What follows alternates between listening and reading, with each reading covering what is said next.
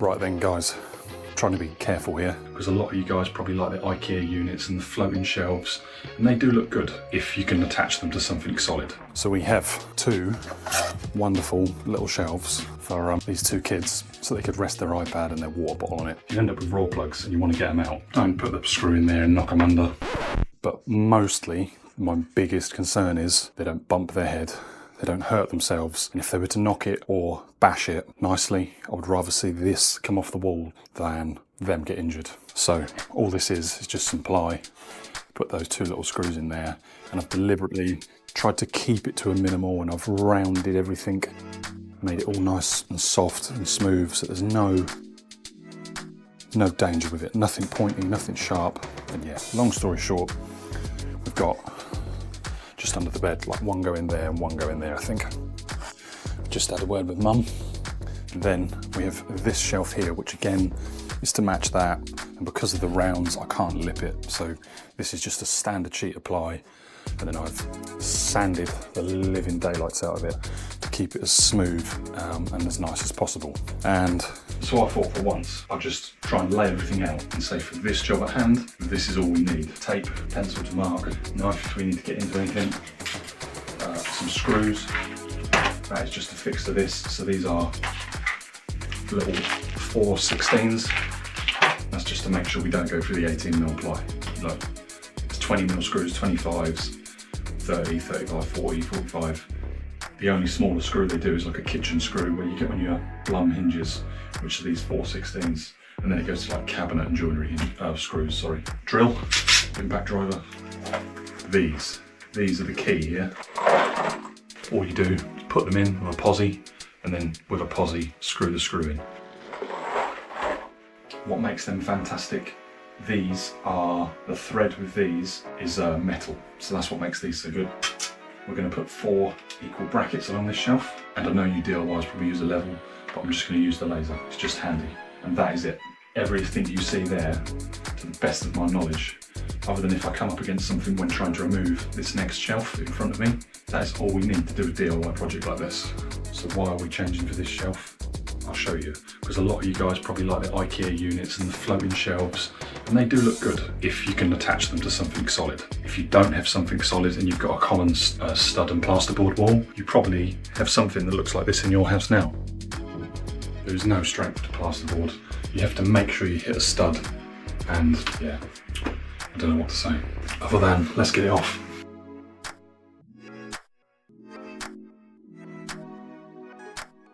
I mean, the fact that I could probably pull that off the wall, it's just to pull most of the plasterboard with it, says everything you need to know about strength with that.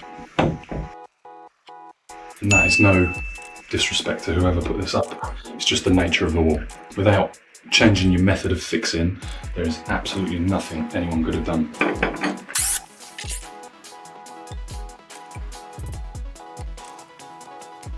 Here we go. Here's a little DIY hack. You can't see because they're clear, but there's raw plugs in here. Just screw your screw in, and as easy as that.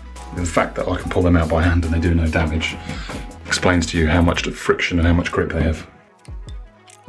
Trying not to make them too much mess, but where they've gone back past the skim on the face of the plaster, as that face comes forwards, blowing the plaster out. I know I can make this good at the end. We'll just see how much it involves.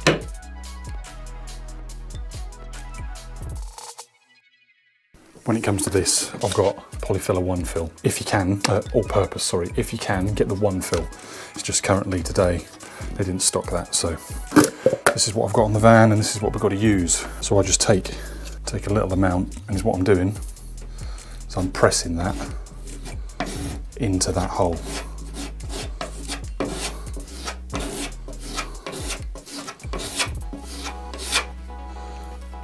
So you see that? I've got that much on my filling knife.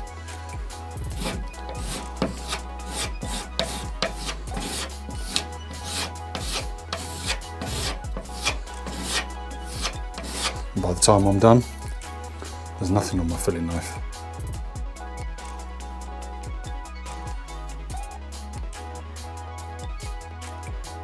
There we go, guys. That, just using that, pushing that in method, that honestly does wonders for everyone. There we go.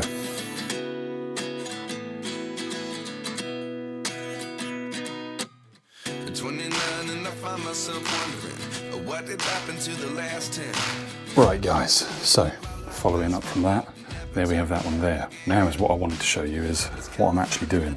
So if you guys will stay there, so what I've done is I've stuck this screw in, and just as I come up here, which is level, which I've marked there with that pencil mark, I've then got that pencil mark up here, and there's my screw hole.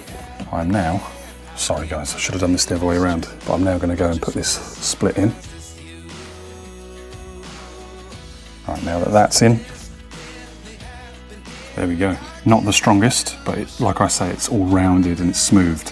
And my biggest concern here is that kids don't hurt themselves on it. I would rather that shelf come off the wall than wake up to a child injured. One there and one just there. Life lessons come one in a dozen. The other 11 get something from nothing. I sit here looking for an answer. Maybe the biggest question was in the last chapter. You gave me the soul I have today. Without you, I never could have moved away. But now I see what you teach. I do believe I always should have stayed. Yeah. Is this really happening? I can't believe it's true. I'm just as surprised as you. Is this really happening? Right then, guys, we're done with the filling.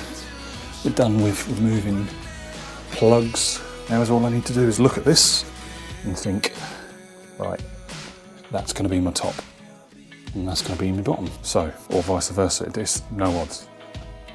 Keys, pencil, knife. Let's do this like this. So we could almost have one there, couldn't we? And then one there, and then there and there. What do you think, people? So like if I said that wants to be just over 100.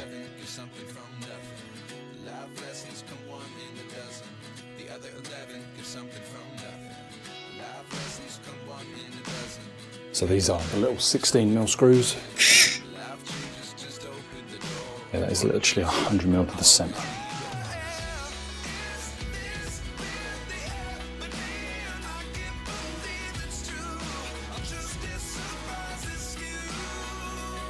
So this gives us a gap of 1380. 11380 divide 3 equals 460. Pencil, bang on 460.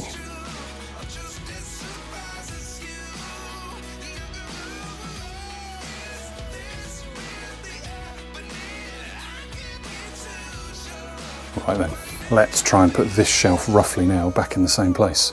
So to do that, we are going to change to this. Alright, now then guys, I've got that laser line set up there, it's knocking everything out. So I'm just going to use this clicky pen because it gets into the points.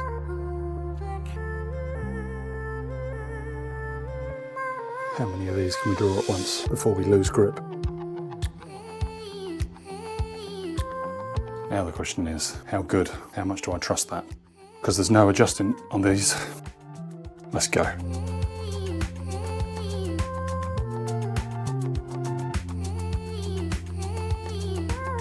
The clicking that I've probably muted out, that you guys can't hear, I'll try and put it back in and then you'll get an idea of how good the noise cancelling is in the software and on this mic. Is literally just the impact of the slip in the clutch in this. It's nothing to do with the wall or the divots.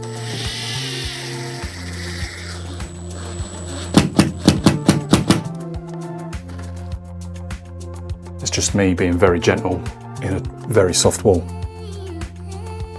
See, something else I'll highlight to you guys. These little things have a little spike. I don't know whether that focuses or whether that sees that. So I don't even need to pilot for these. I couldn't recommend anything better. They're like £20 a box. And if you're putting up loads of shelves like this, you will go through them at knots rate. But look how easy, look how easy they are to use. I couldn't recommend anything better. And Screwfix, if you're watching, or any other sponsor if you're watching, if you think you've got something better for me to try me. These split things are honestly amazing. and I should have said this at the start, but I'm just going to go over it again now. Be super careful of where you're fixing. No excuse for anyone, including myself, this is no excuse, but if I was to hit a water pipe or an electric cable, I know how to sleeve, I know how to put it in a Wago box or a junction box, how to isolate it. I know how to use John Guest push fits and push them on properly, put the collars in, and how to lock the push fittings off, or how to sweat pipe, solder it, and how to repair it. Look for sockets, look up and down, and check what's the other side of the wall as well, guys, when you do stuff like this, before you start. I was a little concerned about that. So when that happens, guys, as I can see there's probably a stud. So let's nicely put this shelf up. Good job, Armstrong. Should probably put a belt on Charlie. Here we go then. Now we're cooking on gas.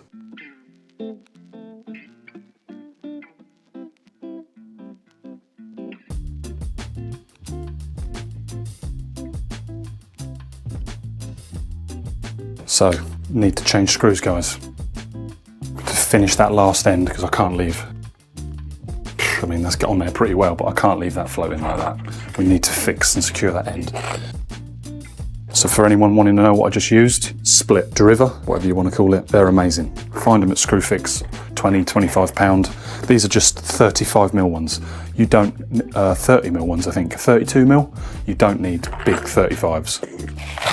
Application, use on a wall where the load is vertically dragging down the wall. They would still work in the ceiling, but the strength of those is like so much weaker when it's a physical pull on one of them, because at the end of the day, that is plasterboard, that is chalk. There is no strength to what you're fixing into. It's what gives this strength is when it pulls it to the wall, and then the friction theory. I'm not a scientist. I'm not here to chew your ears off. We're gonna go get some longer screws. I'll see you in a mo.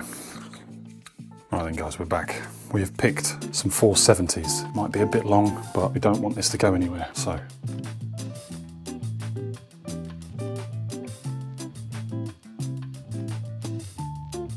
There we go. Little unfortunate that these last lot on this end are a different colour, but there we go. Job is a good one. Let me know in the comments what you guys think. In a plasterboard wall, like, I'm not gonna deliberately load it up, but look how strong that is. Using those split diver things, I couldn't recommend anything better than using some of them. We're gonna have a little recap over what we've done today, quick clear up, and then we're Romeo done. I might start dropping some of my funky sayings at the end of these videos. You'll have to let me know in the comments what you think. Some of them are rude, some of them are not, so the non-rude ones are the ones I'll use, but yeah, like a bad smell, guys, I'm off.